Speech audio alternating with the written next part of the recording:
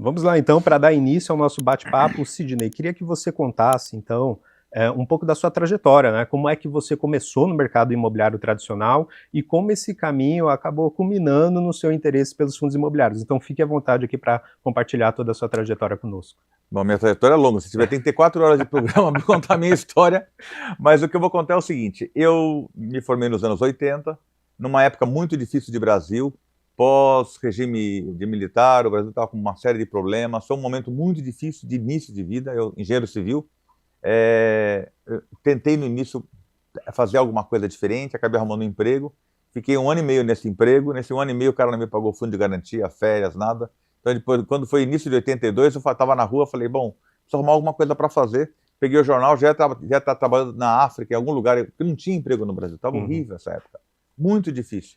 Já estava com ideias do que fazer da minha vida. Um dia sentei com um amigo do meu pai e ele falou assim, por que você não abre um negocinho seu, um negócio próprio, né? Eu falei, você tá louco, não tem essa... Ainda não sabia essa veia empreendedora que é tão forte, né? A gente vai falar de fundos imobiliários, mas a minha maior especialidade é empreendedorismo mesmo, né? Porque é o que eu sei fazer, quer dizer, eu parti do zero o meu negócio, né? Meu pai é funcionário público, até que eu ajudava ele no final da vida dele. Quer dizer, tudo, a história que eu vou contar é a história de alguém que realmente eu tive condições de estudar, tive condições de viajar, falar assim que eu não tive, foi de aprender idiomas, mas eu batalhei muito e é a história que a gente fala assim do cara que é uma obstinação. Abri a empresa, durante um ano e pouco de empresa, arrumei um cliente. Eu queria trabalhar com o exterior, como falava inglês, era 83, 84, 85. Já estava desistindo quando aparece um louco lá dos Estados Unidos querendo comprar roupa, e eu, engenheiro, cara de pau, falei, vamos vender roupa. Acabei indo atrás, recebi o cara aqui, uma história longa. Um dia vale um programa só sobre isso, que é muito divertido. Bom, resumo da ópera, fui para roupa, de roupa eu fui vendendo, eu e minha mulher, a gente se casou, fui morar na Vila Madalena, a gente abriu uma empresinha, não tinha espaço, desmontamos uma sala, botamos umas costureiras embaixo, a gente morava em cima.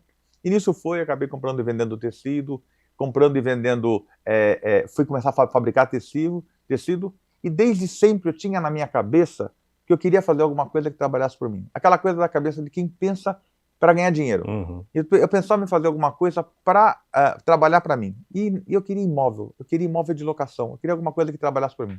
Bom, tive a aventura de comprar minha primeira sede, uma casinha lá em Pinheiros. Essa casinha foi no ano de 85. 2 anos depois a empresa já estava indo muito bem. Eu falei, vamos para um lugar maior. Cheguei em casa, falei com meu sogro. Falei, olha, tem a casinha assim, assim, eu vou alugá-lo. Você é louco? Vende, olha o CDI como é que tá. Até bacana, porque eu vi um programa maravilhoso quinta-feira do meu professor Baroni, que a gente vai falar sobre o CDI. Falei, Simão, nada disso, eu vou alugar, mas cara, você vai alugar por mas sei lá, em valores de hoje, R$ 1.500, você bota no CDI, faz... O CDI sempre foi coisa louca desse país. Então, até um paralelo com hoje, né? Mas total, e a gente vai analisar essa curva que o Baroni falou dos últimos 5 anos, que é ridícula. Tem um monte de gente que fica comparando o fundo imobiliário com os últimos 5 anos.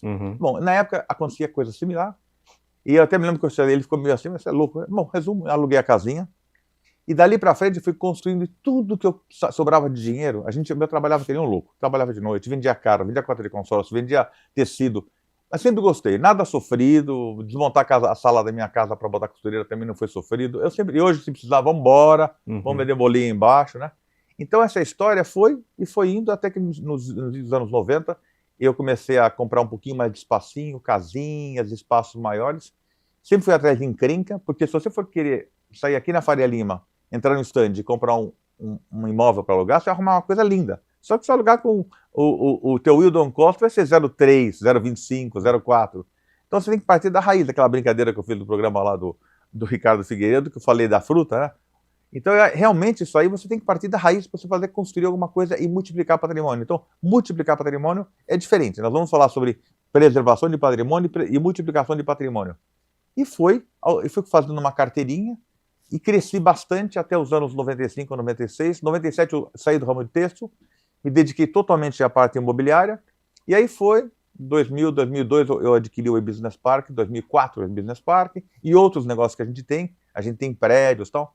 Eu comparo o E-Business Park com esse prédio, São Paulo Corporate. O E-Business Park é o São Paulo Corporate do Complexo Empresarial. Ele é lindo, ele tem muito verde lá, né? O Baroni vai adorar porque parece Goiânia, né? Verde pra caramba, tem muita área verde. E é muito lindo. E daí essa história culminou no e-Business Park, e foi tudo em ordem. Então esse foi o início da minha história para eu começar a entrar em imóveis. Hoje a gente tem uma carteira robusta, né? Tem prédios inteiros, galpões. O e-Business é o nosso empreendimento mais importante, que aliás eu convido vocês dois com o maior prazer, eu quero vender a história toda para vocês, e é isso. Então esse foi o início da minha... Para não durar 4 horas de programa, eu reduzi em 6 minutos. Não, excelente, Sidney. Agora, né, já está claro para a gente, quem conhece a sua história, que você é um cara de grande sucesso ali quando se trata do investimento em imóveis diretos, né, o e-Business Park aí é super referência, né, no segmento, mas ao mesmo tempo, né, a gente tem percebido, e até por isso o convite, né, de chamá-lo aqui para dividir a sua experiência com a nossa audiência, né, que você tem falado cada vez mais sobre fundos imobiliários também, né? Então, fazendo esse paralelo, né, entre o empreendimento no imobiliário com os fundos imobiliários, o que te chamou mais atenção, né, quando você começou a investir em FIIs, né, houve algum aspecto que realmente te cativou nesse mercado, enfim, que se destacou? E na sua experiência, como o conhecimento adquirido previamente no mercado imobiliário físico ajudou no entendimento do produto fundos imobiliários? Primeiro assim, você falou de sucesso, né? Eu levei porrada pra cacete, viu? Fiz besteira pra caramba, entendeu? Acho que no meio do caminho, você para aprender, você tem que fazer besteira. Então, fiz besteira, eu perdi dinheiro, ganhei dinheiro, mas mais acertei, né? Tanto é que e sempre trabalhei muito dentro da ética. Muito. A minha vertente eu não saio dentro de uma linha, mas de verdade, é uma coisa que eu não negocio. Isso me deu muita força ao longo da vida inteira, né? E eu gostei muito dessa coisa de poder viver de renda, de fazer renda. Mas a gente foi crescendo, daí entrou 2019, a gente tinha plano de fazer muita coisa. 2019, como várias empresas tinham em 2019, vamos fazer isso no e-business, vamos fazer um prédio ali, vamos fazer... Eu quero que me aborde depois sobre multifamily, tá? Vamos fazer alguma coisa de multifamily, vamos... e vem, no início dos anos, no e-Business Park, tinha um Starbucks lá. Hoje é uma Casa Balduca no lugar. Estávamos sentados lá em janeiro, fevereiro, vocês viram o que está acontecendo na Itália, tá, a pandemia? Não. Eu não dei bola nenhuma para isso. Março, abril, eu tô achando que a coisa vai começar a fechar, as portas vão começar a fechar. Então, um belo dia, fomos tomar café no Business Park, estava com a Ariane, minha assistente, que está aqui, estava fechado o Starbucks. Falei, opa, o que é isso? Bom, resumo, aquele início me impactou muito, as coisas foram se fechando, eu falei, poxa, a coisa tá ficando feia. E o dinheiro começou a sumir, falei, suspende investimento, fiquei quieto no meu cantinho, só que como é que eu vou ficar parado? Eu não parei, até que eu não parei acho que uma semana na pandemia, uma semana. E como a gente mexe com construção, gente em obra, tudo mais, não podia parar. Bom, chegou no início do 2020, eu estava lá no escritório um dia, e me liga eu tenho muito contato com um JLL, BRE, Cushman. O e-Business Park é administrado pelas duas empresas. Uma faz a parte de zeladoria de sindicatos e outra faz a parte de contratos, CBRE e Cushman. E conversando com eles, apareceu um fundo imobiliário, que eu não sabia exatamente o que era. Eu sabia que era fundo imobiliário, como talvez transformar o e-business num fundo imobiliário, nessa coisa de o que é um fundo imobiliário. Mas fundo imobiliário com investimento, listado em bolsa. Olha, cara grande com essa cabeça tonta de não saber o que era aquilo 5 anos atrás. Por isso que eu entendo as pessoas de hoje em dia não entenderem algumas linguagens que eu quero abordar com você. E eu sou entrado lá, de repente apareceu uma oferta, eu estava com dinheiro em mãos, comprei uma posição bastante simpática nesse fundo. Passado um mês e pouco, me liga minha assistente e fala assim, olha, pingou aí o aluguel. Eu falei, como assim? Eu já sabia que era aquilo. Mas sabe quando você vem entrar na tua conta aluguel? É aluguel gordo, né? É aluguel gordinho. Entrou na conta, falei, pô, isso aí estamos lá olhando, né? Daí chegou uma sensação diferente. Né? Nossa, não tem que falar com inquilino, não tem que ver prédio, não tem que ver enchente, né? Daí comecei a acompanhar esse assunto de perto, comecei a gostar. E eu tinha comprado uma posição robusta, milhões, tá? Nesse negócio. Era um fundo que estava fechado, não era listado. Daí eu comecei a olhar e comecei a comprar cotinha. Daí, hoje eu vou falar alguns nomes, né? Comprei HGLG, comprei VBI, comprei umas besteiras que eu não vou citar nomes, que eram umas pirâmides de papel, fundo de papel, que o Barão sabe bem quais são esses fundos. Um comprava o outro, comprava outro. E eu comecei a ver coisas, eu confundia fundo de papel, fundo de tijolo. Nunca pensei o que era uma coisa ou outra, porque eu não tinha tempo para me focar só nisso. Tinha meu negócio andando, a pandemia, contratos que a gente estava refazendo, uma época horrorosa. Mas começou, e eu comecei a dar atenção para esse assunto aqui. No final de semana a história que eu contei no último programa, que eu comecei a analisar os balanços, e comecei a ver a tal da alavancagem, e fiquei assustado. Resumo, fui numa reunião, eu não falei de onde era a reunião, hoje eu vou falar, fui na reunião do CSHG, o fundo era o HGLG, fui numa reunião e primeira reunião de fundo que eu fui, porque eu queria acompanhar o outro que era fechado. Uhum. E eles tinham uma posição muito grande nesse fundo e outros fundos também tinham posições grandes. Resumo da ópera, eu acabei saindo da posição daquele fundo grande e comprei um monte de cotas pulverizadas. E nessa reunião que eu fui, na reunião de... Como é que vocês estão as reuniões que aparecem todo mês, que os fundos promovem? Como é que é? Para ver o relatório, para abrir o relatório? Assim. Eu vi lá que tinha um engenheiro, que tinha alguém que alugava, que tinha alguém que tinha especializado, era a minha empresa. Só que a minha empresa não é um fundo, era exatamente a minha empresa. Eu comecei a ver que o mundo dos fundos de tijolo era exatamente a minha empresinha lá, minha empresa, com os prédios, a vida era igual e a dor era igual. E eu vi pessoas do meu lado, que é isso que é muito legal que o Baroni fala, várias pessoas que são, que são especialistas em fundo imobiliário, gente que tem 10 mil reais, e eu que tinha lá milhões daquele fundo, para você ter uma ideia, eu fui a maior pessoa física deles. Tá? Então, grande naquele momento, sabia e tinha tanto direito quanto eu. Então, quer dizer, o que me cativou pra cacete? É isso que eu falo para as pessoas. Muito importante. O fundo imobiliário de tijolo, que esse termo também é ruim, tijolo, eu sou sócio de prédio. Você aqui, você não é sócio de um fundo. Essa palavra fundo é ruim. É ruim. Para quem mexe com imóvel, é ruim. Mas quer comprar um pedaço do meu prédio? Até que eu fiz a brincadeira do prédio picado, do Lego, né, que o Rodrigo Cardoso falou. Eu acho assim, você vai comprar um pedacinho do prédio. A hora que a pessoa se convencer que ele está comprando um prédio, ele não vai mais se preocupar se está alugado, desalugado, se vai ter uma situação de preço que cai, que sobe. É que nem onde eu moro. O preço do meu apartamento sobe toda hora, mas eu não vou ver a cotação disso. Então o fundo imobiliário é complicado porque tem a cotação a cada momento. Fundo imobiliário de tijolo. Vamos falar um pouco de tijolo, tá? Então, nesse aspecto, eu vi aquilo ali, comecei a acompanhar de perto, fui em mais reuniões, fui em alguns desses fóruns do Clube FI, da Suno, comecei a conhecer os influenciadores. Nessa época eu conheci também o Baroni. Até que eu tenho ontem estava vendo, semana passada, vendo o Baroni de 2019. Isso era diferente, viu, Baroni? Em 2019. Mas está mais bonito hoje. Eu vi as histórias, não mudou as histórias não mudaram. Então, de cá para cá, a história é a mesma. Então, as dores foram mudando. O que para mim é muito importante é a gente tentar fazer um trabalho, por isso que eu entrei nesse mundinho, para mostrar o que eu tenho lá. Quero mostrar prédio. Um dia convido vocês nós vamos fazer um programa possivelmente sobre o E-Business Park, levar pessoas. Já levei todos os fundos imobiliários, já nos visitaram. Todos. Levei todos. Só estou levar o meu querido professor, que ele não vai, que ele é muito importante. E a gente vai fazer um paralelo de prédio com fundo de tijolo, que eu quero mudar esse nome. É prédio, sócio de prédio, você é sócio de prédio. E a pessoa não tem mais que se preocupar. Comprou um negócio, acompanha. Acho que tem que acompanhar um pouco a vida disso. Acho que a gente pode falar um pouco sobre acompanhamento disso aí. Não, ótimo. Desculpa ter sido tão... Não, perfeito. A ideia é justamente essa. Professor, também queria até quebrar o protocolo aqui. Não vou puxar nenhuma pergunta para você perguntar diretamente para o Sidney. Tenho medo dele. Bom, primeiro, falar que eu tô mais bonito de 2019 para cá foi o melhor elogio da semana. Mas é verdade, acho que a gente vai ficando maduro, sabe? Verdade, aquela coisa de... Eu acho que o que melhorou foram os filtros das redes sociais, assim, né? Ou seja, agora tem mais filtros nos aplicativos, então tá melhorando. Bom, brincadeiras à parte, eu acho que o Sidney ele está trazendo alguns pontos extremamente relevantes. Que mostra, primeiro, que ele é gente como a gente, que começou lá de baixo, veio subindo e foi apresentado para os fundos imobiliários, às vezes de uma maneira um pouco repentina, sem saber muito bem o que é, foi tateando, foi entendendo, mas ele conseguiu fazer essas associações. Eu acho que isso que é formidável dentro do contexto dos investidores em geral. Muitas das vezes, nós também somos apresentados ao produto fundo imobiliário de uma maneira... muito rasa, muito superficial, e a partir do momento que você vai tendo mais interesse, aquela segurança vai aumentando.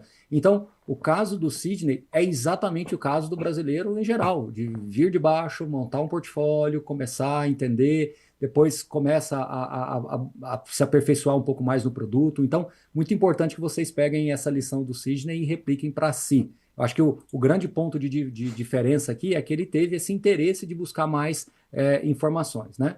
Então, o que eu queria perguntar para o Sidney? Sidney, você é um investidor do mercado real, e eu queria te ouvir um pouquinho sobre a questão da transparência que a gente vê em fundos imobiliários. Não precisa entrar em casos específicos, mas, na média, pelo que você acompanha dos relatórios gerenciais, dos webcasts, né, que são essas apresentações que acontecem regularmente, aí, todos os meses, em vários fundos, né, das assembleias que também tem, Enfim, eu queria que você trouxesse um pouco de cor para a gente com relação à transparência que você enxerga nos fundos imobiliários, o quanto que você enxerga de sinergia entre o mundo real com os gestores, né? Porque no final do dia, o fundo imobiliário ele é um produto híbrido entre financeiro e imobiliário, né? Porque ele tem essa casca de fundo, que eu entendo que você não gosta do nome, mas é uma casca de um condomínio, vai? É uma casca que tem que ter uma regulamentação própria, mas ao mesmo tempo ele está exposto em ativos reais, com inquilinos reais, com situações do dia a dia. E eu queria que você falasse um pouquinho dessa transparência. Se você hoje investe em fundos imobiliários, confortável, se você entende que aquilo que está sendo relatado no relatório gerencial é realmente o que acontece no dia a dia, se você tem essa segurança, que eu acho que a sua experiência, você é a pessoa talvez com a maior legitimidade possível para falar para as pessoas, porque você está respirando os dois ares, você está respirando os dois ambientes, e como você mesmo pontuou, é um investidor interessado, relevante, que hoje enxerga fundo imobiliário como algo importante no seu dia a dia. Então eu queria que você trouxesse um pouquinho de cor para todo mundo com relação a essa pauta transparência. Querido Baroni, um dia eu vou falar bonito que nem você, viu? Nossa, Vai. será que se eu treinar bastante eu consigo? Mas eu vou construir um prédio. Eu chego lá, vou procurar um terreno, é um saco, né? Mas você procura o terreno, vai ver a documentação do terreno, todo esse processo, daí você aprova. Se for prédios aqui em Faria Lima, CEPAC, se for prédio lá em Goiânia, você vê qual é a legislação local. Então, existe todo um processo. Dali para frente, você faz o projeto, você faz um estudo de mercado para onde é que você vai, daí você constrói o prédio, que é gostoso, você faz acompanhamento do prédio, aquilo pode demorar 1, 2, 3, 4 anos, né? Aí o prédio ficou pronto, depois do prédio ficar pronto, o que você faz? Botar a plaquinha, aluga-se, fica lá esperando na porta, ali o cara aparecer para alugar, daí você aluga o prédio, depois você aluga o prédio, vê a qualidade do inquilino e começa a performar, passam alguns anos, sai algum inquilino, entra um outro inquilino, e você é dono de um prédio, você é um monoativo que você tem, que é um prédio. Quando apareceu a história do fundo imobiliário, Baroni, apareceu num momento que eu fui meio que forçado, porque eu não ia entrar como investidor de fundo imobiliário se não fosse a crise sanitária. Eu não ia entrar dessa forma. Porque, imagina, eu sou um investidor, tenho a oportunidade de fazer coisas grandes, bacanas, só que de repente apareceu isso no meu colo, eu olhei, comecei a olhar com atenção. Fui nas primeiras reuniões, comecei a olhar os relatórios. Você acha que um CSHG, que um Pátria ou que um RBR vai fazer besteira? Eu conheci os caras do mercado financeiro. Falei, puxa, se esses caras têm por trás deles fundos de papel, fundos de investimentos, ETFs, ações e fundos de tijolo, são prédios, falei, esses caras devem fazer a coisa bem feita. Foi nesse momento que eu comecei a olhar e comecei a ver as historinhas. Comecei a ver os relatórios, melhorou muito a qualidade dos relatórios, melhoraram demais, né, Baroni? Melhoraram muitos relatórios. Comecei a acompanhar, detesto ficar lendo relatório, mas eu tenho gente para mim que me ajuda a ler, e tem os barões da vida que leem e me explicam. Então, isso aí, comecei a ver a qualidade. Fui em algumas assembleias, era assembleia o termo que eu ia me lembrar. Fui em algumas assembleias, adorei, eu estou lá presente, o pessoal realmente muito interessado. É um mundo muito gostoso. Sabe por que é muito gostoso? Principalmente em termos de prédios. Porque o brasileiro gosta de prédio. Eu adoro prédios, todo mundo gosta de uma rendinha de prédio. Aí eu fui na reunião, comecei a comprar as cotas de fundos. Falei, não é possível que seja tão bom assim. Não é possível que eu faça um prédio bacana lá no Jardim das Perdidas. É um complexo que a gente é o maior sócio lá, nos comerciais. A torre corporativa lá é nossa, do nosso grupo. Eu li aquilo e falei, puta, é um saco, agora estamos renovando. Agora, estamos num processo de renovação, a Aline está com o projeto. Vai ficar lindo, eu adoro fazer também isso. Se eu falar que eu não gosto, é mentira. Mas, cara, fui lá. E as pessoas que eu falei na época, nessa primeira reunião que eu fui quem estava lá fazendo a apresentação era o Margato. O Margato e o Augusto. Dois caras que eu adoro. Pena que houve essas mudanças, mas coisas boas vão aparecer para esses dois maravilhosas pessoas. E daí eu vi aquilo ali, os caras entendiam pra caramba. Entendiam pra cacete. E comecei a ver, falei, não é possível que possa ser tão bom demais. Tá bom demais para ser verdade. Bom demais, mas é bom demais mesmo. Baroni, realmente a história é tão louca. Daí eu comecei a ver as diversas categorias. Se eu dizer que todo mundo é bom, não. Até que vale a pena aí ouvir pessoas como vocês, que vão poder ensinar o que tem que comprar. Um dia eu vou até falar um pouco da minha carteira, vou abrir, que é muito simples a minha carteira. Super simples, é grande, mas é simples. E comecei a olhar, eu não acreditava que era tão simples. A transparência, se falou em transparência, cada vez mais transparente. Uma coisa que é regulada pela CVM, você acha que vão fazer besteira? O cara vai preso. Na Faria Lima não teve um monte de coisa semana passada? Não brinca. Então, eu acho que não pode brincar. É mais sério que empresa de locação. É mais sério que é muito sério demais. Isso aí me cativou. E além do quê? O imóvel vai ficar desalugado, não é meu problema. O inquilino não paga, não é meu problema.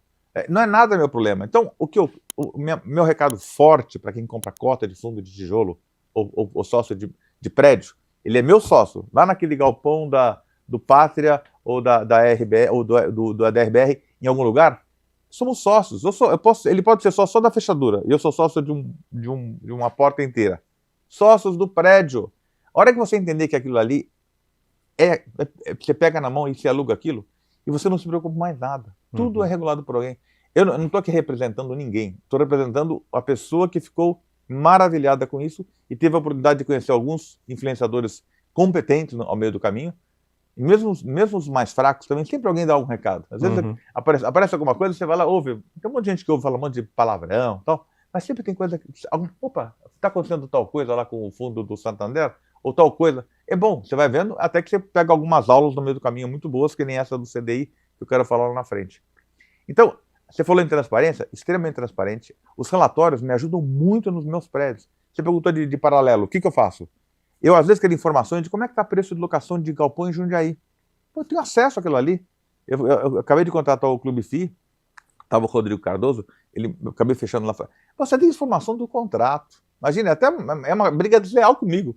Ele não sabe meu contrato, o seu contrato dele. Então, isso é fantástico. Você tem que comprar uma cota de um fundo bom e ficar com ela. Esquece, vai ver ela. Se você puder sair de férias, melhor. Não fica me negociando, não fica vendo o que aconteceu no final do ano passado.